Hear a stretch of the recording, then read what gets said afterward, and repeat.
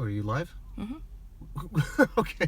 Sean Chandler here, and I wanted to give my quick reaction to seeing Guardians of the Galaxy Volume 2. My wife is actually behind the camera pressing the record button, so I couldn't see exactly when this went live. But with all that said, I want to give you my immediate reactions to kind of the way the screening went. I was in a packed house, and full of people, full of energy, stoned guy right next to us, which was kind of fun because it's always fun to be around someone on drugs when you're in a public place and about to watch a movie. But so I've said this before, that Guardians of the Galaxy is my favorite of the MCU films. Like, it is number one on my list if I were to rank all of them. And so I was so pumped going into this one, very excited about it. There were some great trailers leading into this one. So with all that said, my immediate reaction to it was an enjoyable movie with a very weak story. What it felt like to me is that they decided to craft the story entirely to set up laughs and heartfelt moments. And so you have big laughs, you have heartfelt moments, character moments where you really get to know the characters, you get to like really care about them, that side of things. The story services those elements as opposed to the other way around. And so if you try and summarize the story, it would be very odd to try and do it as like, well, they're on shenanigans and they make some unwise choices and they find people after them and they find themselves split up, and then it leads to a big showdown at the end that kind of comes out of nowhere. Like, that's, if you're to describe like elements of the movie, it's just kind of like people there for a while waiting for whatever's next can happen in the movie. And so I don't know what's kind of a big truck coming up next to us, like people around us. Sorry. But so all that to say, the story side to it really is the weak spot.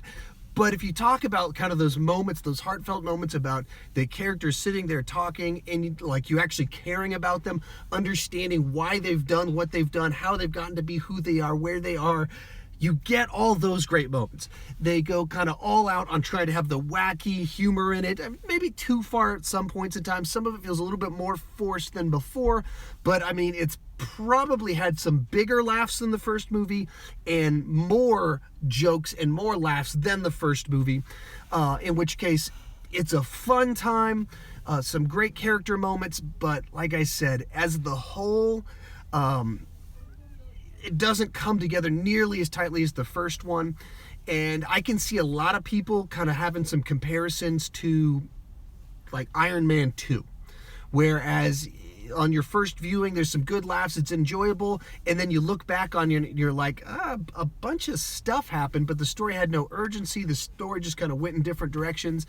And that's kind of what it felt like to me. A very enjoyable film, a fun ride to go on, but afterwards you're like, okay, that was an enjoyable amount of that. And when I say compared to Iron Man 2, I rewatched Iron Man 2 2 days ago, and it's an enjoyable ride that's just kind of more of stuff that we enjoy, but not a great thing that all kind of comes together as wonderfully as it did previously in the past. So all in all, a movie worth seeing, a fun ride, but in a lot of ways a pretty big letdown from what we saw before. That's kind of my immediate reaction to it coming out of the theater.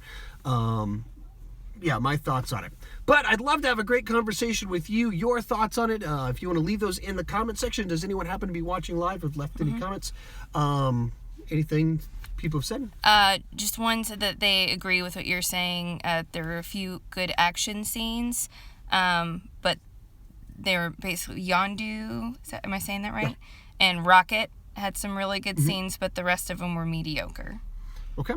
Yeah, and I would kind of go along with there's some really good moments in it, and like I said, the story of it sets up the ability to have these great Yondu's moments, like the story sets all of that up, so that the way it works and the journey you're kind of on with Yondu and with what feelings you're feeling about Yondu set up being able to have some great moments with him.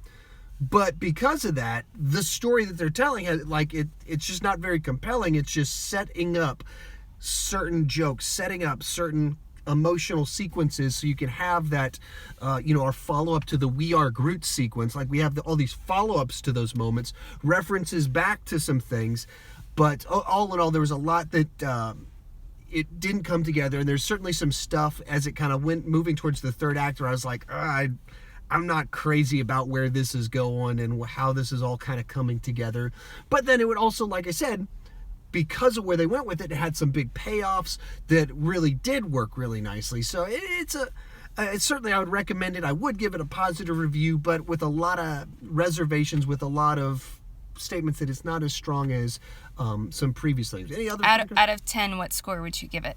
I'm kind of bouncing that around in my head.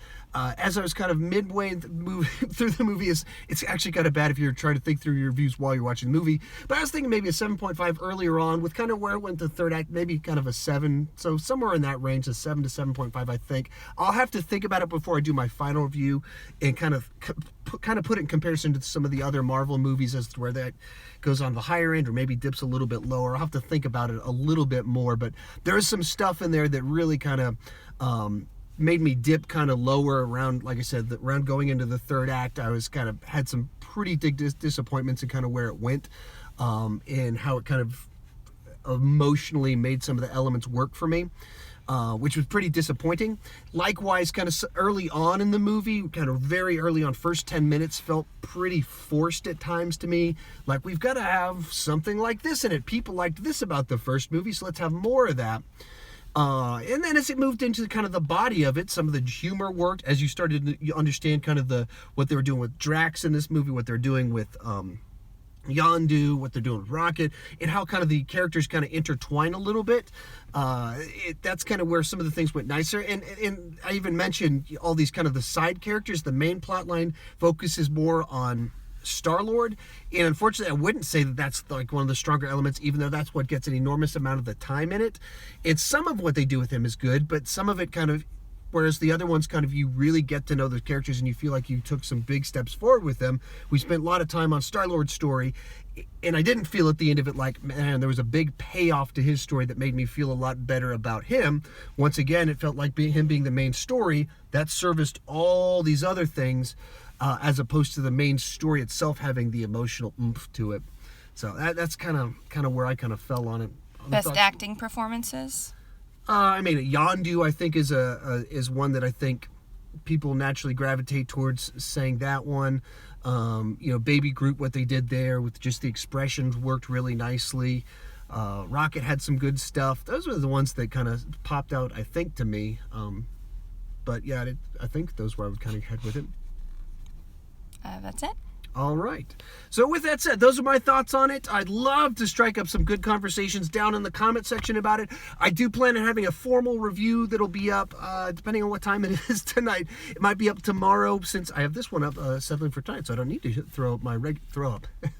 There's some good throw up jokes in this movie. Some of the humor in it really does work really nicely, and jokes that there's penis, vomit, and poop jokes in it that work surprisingly well, because normally I'd be like, oh, really, this is where you're going with it? In the context of the movie, with the setups where they go with some of it, it actually works pretty nicely, even going with scatological humor. Anyway, those are my thoughts on it. Let's have a great conversation. I probably will say tomorrow will be when my main review for it will be up, and I might even do kind of a spoiler review, see if I can get some people together on Sunday to do some spoiler talk about it. So those are what I'm kind of thinking about going with it. My wife's making some crazy faces. Zune ? The device that he got for MP3s? Zune? Oh, yeah, okay. Is that what they're talking about? That's all it said, Zune ? Okay. I don't know. The comment means Zune ? I don't know if that's if you're asking me what a Zune is, but when the right around when the iPod first came out, the Zune came out, and so then there was kind of the competition, which is better, the iPod or the Zune. The Zune, on a technical level, I believe, had more processing power, or it had a bigger hard drive, or there were things about it that made it technically better, but in many ways, as has been the case with Apple, they created the very slick, very usable version of it that just was the cool one to have. And so while the Zune was the product that in many ways was superior, Obviously, the iPod followed by the iPhone are what took the lead. But if you're going to make a movie referencing sorts of modern technology and him getting the upgrade from an... actually, I guess he skipped over about 20 years of technology if he went from a Walkman to the Zune.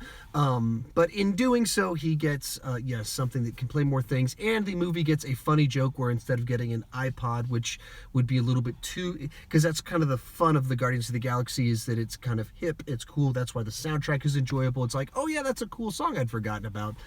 Likewise, we forgot about that Zune that I never owned. Thoughts on on the Stan Lee cameo? So I'd heard some references to it in advance. That one of the theories going around is that I believe that Stan Lee is a watcher. I believe that's the term. I could be very wrong, but that his cameos in each of the movies, that what this could be implying is that he's playing the same character in all of the movies. He's a watcher that's observing the world and all these things happening and telling these stories. And therefore, the reference as the Stan Lee cameo in this one is the idea that he's sitting there telling stories about all of his adventures that he's seen on Earth. And now he's sitting there with the Watcher guys. And I'm not positive, but they looked like the guys from the What If comics. But I could be totally... very much could be totally wrong on that, but that's what they look like from my old anthology comic books that I had that had a list of characters. That's the image that kind of came to my mind. But that's so I thought it was interesting, especially if that's what they're implying. If that's where this is going, is that Stan Lee is this watcher that's been the same character in all of these. That's a lot of fun. I don't remember the exact wording, so I'm sorry, but something about, like, what did you think of the end credits setting up Guardians of the Galaxy 3? I thought that was great, in particular because of the guy that would be the lead in it. I've also heard speculation that that's setting up Guardians of the Galaxy 4, whereas Guardians of the Galaxy 3 will be the conclusion of these characters' stories, and the Guardians of the Galaxy 4 would continue on with these other characters. I have no clue if that, obviously that's speculation. I'd heard some things, little murmurs that potential Guardians of the Galaxy 4 is all new characters and some discussion of that. But the idea that, very clearly, like, I didn't know that Ving Rhames was in it, and I didn't know Michelle Yeoh was in it. I knew Stallone was in it, but wasn't quite sure where they were going. And then he's only in that one scene pretty early on in the movie. Then you go through the movie later on. Spoiler alert. Yeah, I guess these are getting into a little bit of spoiler territory. I guess I'll change the title a little bit. But, like, he doesn't have big parts in the movie itself, but clearly they're setting up something else that's going somewhere, or else it's a really bizarre choosing to cast Stallone in that role, imply that in the end credits, and then if it doesn't go anywhere, that's really odd. But yeah, I think that's great. As being that people have told me Stallone's probably my favorite actor of all time, I would disagree because I don't like to pick favorites, but not because they're wrong. And because of that, yeah, I mean, that seems great. Are there any other classic comic characters that pop up in the movie in any way? I mean, it's cosmic, Marvel, all sorts of ways. So I'm sure there's lots of people that popped up, and there's certainly like a post-credit sequences that references to someone and a thing that's happening. So yeah, I mean, in the middle of the movie, they're at a bar, and you see a Marvel character in the bar. So there's a number of people that kind of pop up in it. I couldn't necessarily list all of them off, but there's a lot of the names that people are hoping to see, hoping to find, and hints from people that were in previous Guardians movies, and little cameo things have equal little cameos here. But so yes, there's all sorts of Easter eggs if you know cosmic Marvel. I don't, so I couldn't tell you what most of those were. Okay, your battery is dying, so let's say goodbye. All right, my phone has decided we're going to come to an end. So thank you guys for watching. Whether you're watching live right now, whoever's been throwing the questions, I have no idea because I can't read them right now because my wife is filming and looking at the camera. Thank you so much for throwing the questions these ways, keeping this thing a little bit more lively. As always, I want to talk with you guys in the comment section because I don't want to just talk about Guardians of the Galaxy. I want to talk about Guardians of the Galaxy with you. If you're new to my channel, please consider clicking that subscribe button. I do movie reviews, movies, talk about movie news. I've started doing this thing where I do reactions right after seeing movies that are live, so whatever dynamic this is, I enjoy doing it, so I'm experimenting with it. Also have a thing called Masters of Movie Trivia. It's a movie trivia show that I do with some other YouTubers. I got a new episode coming up in just a few days whenever I can finish editing it. It takes a while to make them. But like I said, I would love to talk movies with you. Join me in the comment section. Click that subscribe button. And as always, thank you for watching. Yeah, you can click the end Hold button. on, I gotta kick this. Okay, good. Oh, yes.